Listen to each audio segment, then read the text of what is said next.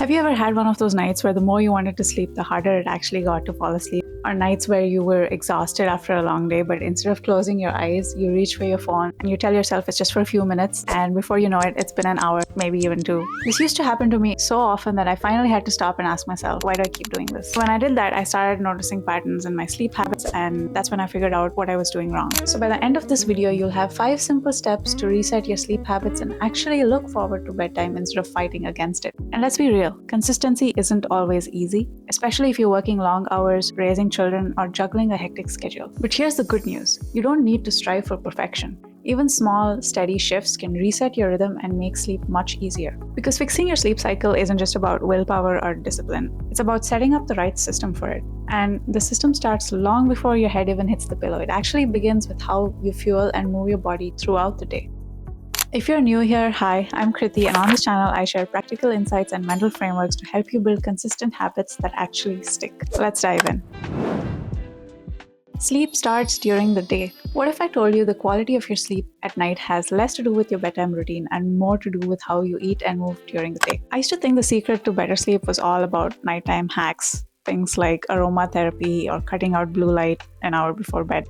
And don't get me wrong, those can help as part of a bigger system, which I'll get into shortly. But what I didn't realize was my body was already being primed for a restless night depending on how I treated it earlier in the day. For example, if I went heavy on a greasy dinner or had a couple of drinks too close to bedtime, I'd be tossing and turning all night. And if I skipped going to the gym, I wouldn't feel physically tired enough to settle in. But on the days that I ate cleaner and even got 30 minutes of cardio in, falling asleep felt natural and almost automatic. In fact, exercise and nutrition are invisible levers. They don't just affect your energy during the day, they prime your body's circadian rhythm, the internal clock that decides when you feel alert and when you feel sleepy. In fact, a 2024 study found that people who ate more fiber had a lower risk of sleep disorders, especially those who weren't very physically active. And when it comes to exercise, while its impact on sleep can depend on things like age, gender, type of workout, and even the timing, research shows that moderate aerobic activity, especially when it's not too close to bedtime, is highly effective in easing insomnia and improving sleep quality. So better sleep at night doesn't begin at night. It begins with the choices you make when the sun is still up. If you're struggling with your sleep cycle, don't just look at what happens in the last hour before bed. Look at what happens in the first 12 hours of your day. Move your body, even if it's just a walk after lunch. Eat foods that fuel you rather than weigh you down. Make sure you get protein, whole grains, and at least 2 servings of vegetables and fruits. Because if your body isn't balanced during the day, your nights will be taken care of themselves. Set an intention. Make sleep something you look forward to. Ever notice how when you're genuinely looking forward to resting and feeling good the next day, sleep comes easy? But when you're dreading the next day, suddenly bedtime somehow feels like a battle?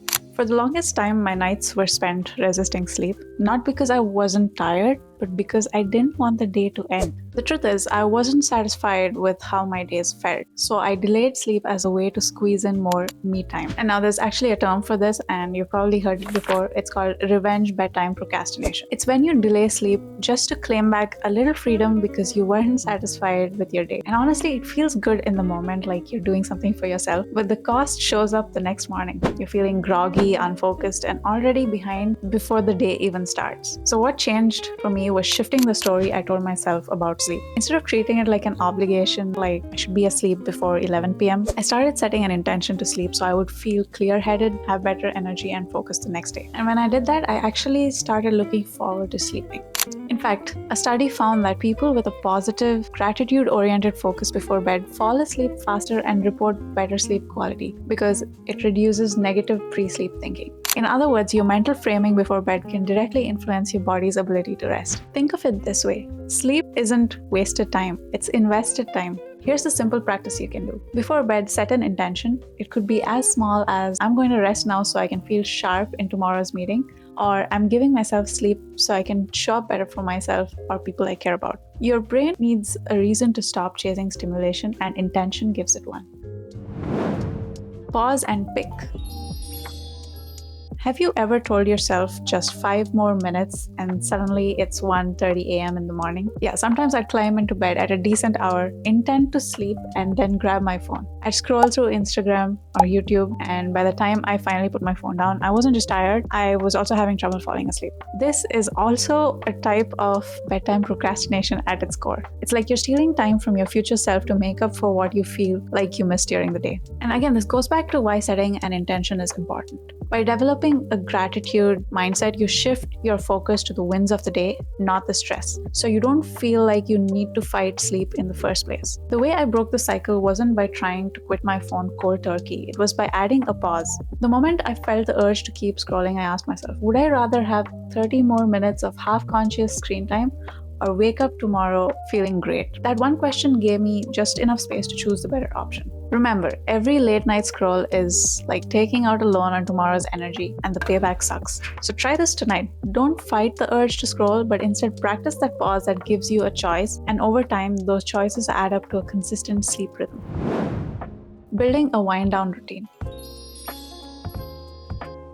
Do you ever get into bed, close your eyes, and suddenly your brain starts replaying the entire day like a highlight reel? Sometimes even on nights when I didn't scroll my phone, my mind wouldn't shut up. I'd remember that awkward email I sent or start planning tomorrow's tasks. My body was in bed, but my brain was still at work or somewhere else. So to fix this, I started experimenting with a wind down routine. Most nights that meant using a guided meditation app like Insight Timer or Headspace. In fact, I still do this even now, and it works. I'm asleep in about 20 minutes into the recording. Some other things that have worked for me in the past, a little bit of stretching and yoga in the evening, or just reading something light before bed. The key is simple: replace stimulation with signals of safety and closure. Researchers call this stimulus control. It's a core behavioral strategy for fixing sleep problems, especially insomnia. And the idea here is simple. Your brain learns to associate the bed with whatever you usually do there. If you spend hours scrolling, stressing, or watching TV in bed, your brain links that space with wakefulness, not rest. Stimulus control is really about retraining your brain to see the bed as a space for sleep only. That means going to bed when you're genuinely tired, and if you can't fall asleep within about 20 minutes, getting up and doing something else until you feel sleepy again. Pair it with relaxation techniques like meditation or deep breathing. These are known to lower cortisol and help your body slide more easily into deep sleep. Think of your brain and body like a computer. It needs a shutdown sequence, not just an off switch. Try this tonight. Pick one ritual like journaling or guided meditation. Do it consistently and your brain will start associating the ritual with sleep. Over time, you won't have to force yourself into sleep. Your body will just know it's time. And by the way, I have another video on building similar systems and associations for fitness. I think the principles are quite similar. I've dropped the link to that video in the description below. Feel free to check it out after this one. Track and adjust. So how do you really tell if your sleep is improving beyond just thinking that you might be doing okay? I think having a way to measure your sleep makes a huge difference to your motivation to keep up your efforts. Fitness trackers aren't perfect, but they give you a useful snapshot. When I first tried using a Fitbit, it gave me a lot of awareness, not just about how long I was sleeping for, but how much of it was actually deep versus light. And that helped me see a clear pattern. I slept better at night when I had moved throughout the day. I use an Apple Watch now, but I personally found the Fitbit a bit more detailed and accurate. And I haven't tried other trackers like the Oura Ring or Whoop yet, so if you've used them, do let me know your experience in the comments below. So yeah, a simple tracker can help you notice trends you'd otherwise miss. And here's the thing, it's not about obsessing over a perfect 8 hours of sleep. What matters most is rhythm.